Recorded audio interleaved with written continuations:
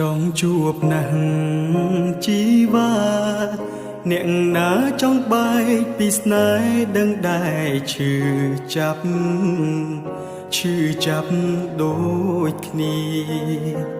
ខ្ទមដួងចិត្តខ្ទង់ពាក្យមិនដឹងបកស្រាយបែបណាឲ្យស្ងួនទប់ចិត្ត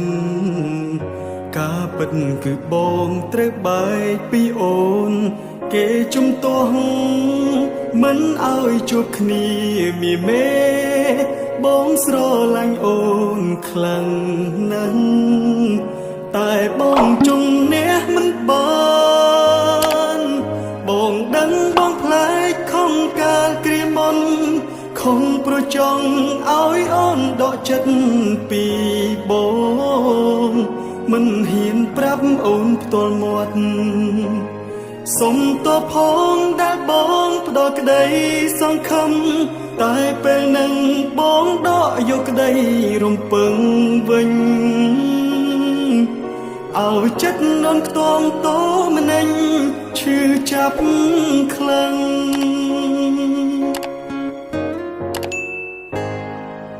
បងគិតខុសបងល្ងងអូនធ្លាប់សំបងបែកគ្នាព្រោះអូនដឹងមុនតែបងមិនព្រមទុករហូតរឿងធំរឿងបងជួបមុំមិនបានកល្យានក្រមចិត្ត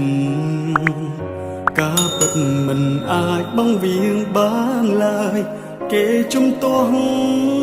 មិនឲ្យជួបគ្នាមីមេបងស្រឡាញ់អូនខ្លាំងណាស់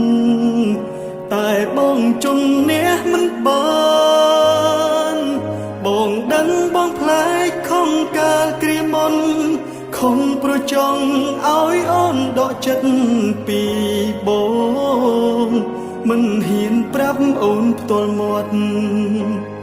សុំតបផងដែលបងផ្ដោក្តីសង្ឃឹមតែពេលនឹងបងដកយកក្តីរំពឹងវិញ